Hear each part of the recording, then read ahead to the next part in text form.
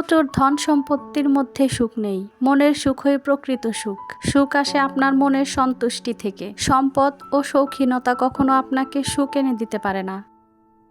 আসসালামু আলাইকুম, আমি তানিয়া তুলি। দেশ ও দেশের বাইরে, কাছে ও দূরে যে যেখান থেকে আমার ভিডিওটি দেখছেন, আশা করি সকলে ভালো আছেন। আল্লাহর অশেষ রহমতে আমিও ভালো আছি। আজকের ভিডিওটি আমার কোনো রান্নাবান্না দিয়ে শুরু করছি না। আজকের ভিডিওটি শুরু করছি আজানের বাবার অফিস থেকে। উনি একটা পিকনিকে গিয়েছিল, তো সেই পিকনিকের কিছু ভিডিও আমাকে এনে দিয়েছে, যেহেতু আমরা যাইনি। তো সে আমার জন্য কিছু ভিডিও নিয়ে আসছে, বলছে যে তুমি এটা তোমার ভিডিও যখন ছাড়ো তখন এটা একটু দিয়ে দিও।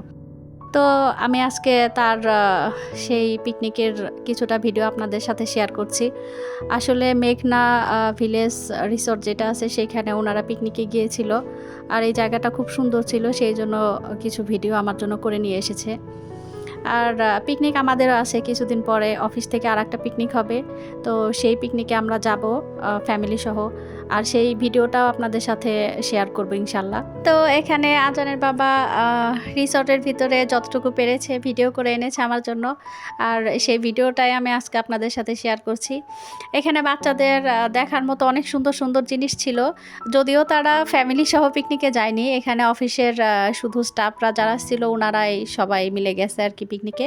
এটা ফ্যামিলি পিকনিক ছিল না, যার কারণে আমরা যাইনি, আমরা মিস করেছি।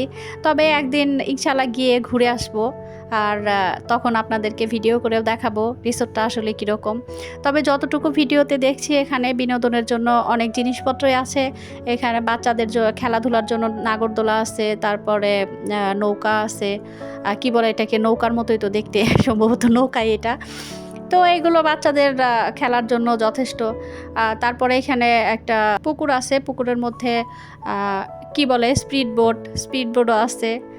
তো এখানে গেলে সম্ভবত অনেক ভালোই লাগবে, আর আজানের বাবারও অনেক ভালো লেগেছে, সবার সাথে ভালোই মজা করেছে। আর এই রিসোর্টের ভিতরে একটা ক্যাফে এরিয়াও আছে, এখানে সব রকমের খাবার দাবারও পাওয়া যায়, স্ন্যাক্স আইটেম যেসব এগুলো পাওয়া যায় আর কি। তো সেটাও ভিডিও করে এনেছে, সেটাও আপনাদেরকে একটু দেখালাম।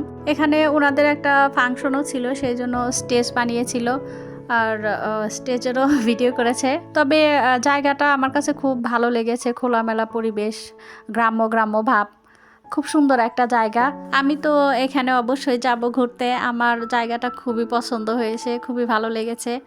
আর এখানে এটা যেহেতু রিসোর্ট, এখানে রাত্রেও থাকা যায়, তো আপনারা যদি চান গিয়ে এখানে রাত্রি যাপনও করে আসতে পারেন। আর এখানে ওনাদের সকালবেলার নাস্তা শেষেও আবার এখানে কফি, তারপর হালকা পাতলা বিস্কিট, পাউরুটি এগুলোর ব্যবস্থা ছিল। আর সম্ভবত এগুলা 3 পিসের দোকান। এখানে একজন মহিলা ছিল, উনি 3 পিস বিক্রি করতেছিল। আর যেহেতু দুপুর হয়ে গেছে, খাবারের টাইম, তো সবাই খাওয়া দাওয়া করবে এখন। নর্মালি পিকনিকে যেরকম হয় এখানেও ঠিক সেরকমই, অনেক মানুষজন সবাই একসাথে খাওয়া দাওয়া করছে।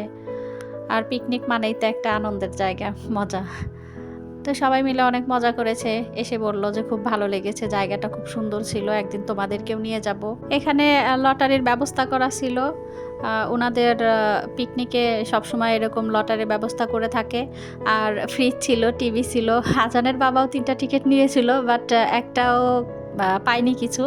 যাই হোক, সবাই মিলে আনন্দ করাটাই বড় বিষয়, কি পেলো না পেলো সেটা তো আর কথা না, কপালে থাকলে আসবে, না থাকলে নাই।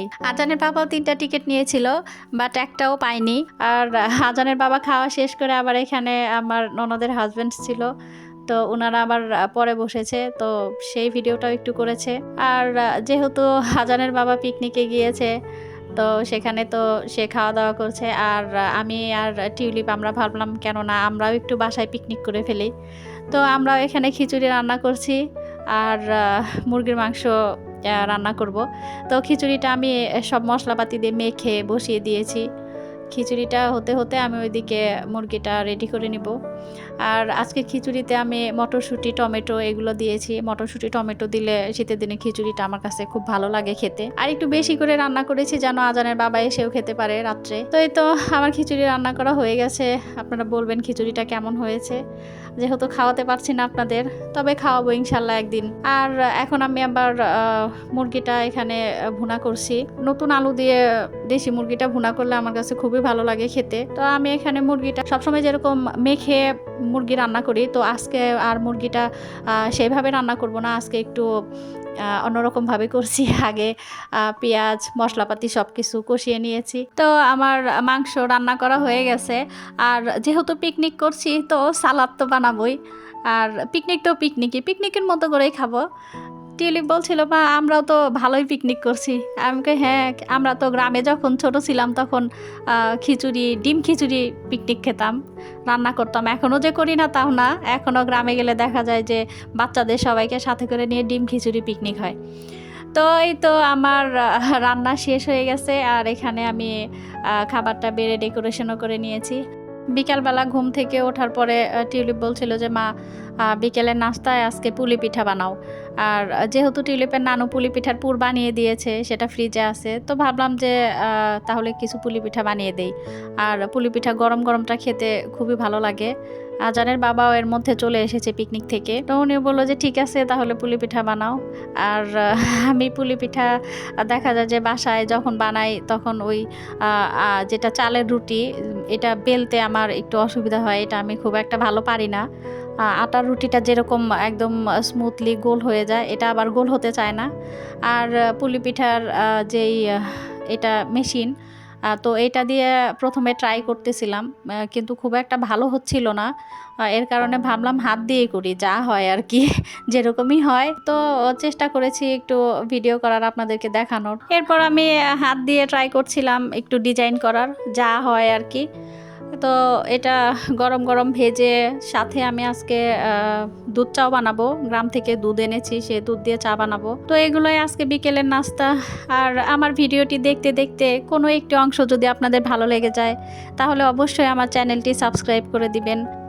আর আমার ভিডিওটি যদি আপনি ফেসবুক থেকে দেখেন তাহলে অবশ্যই আমার পেজটি ফলো দিয়ে দিবেন।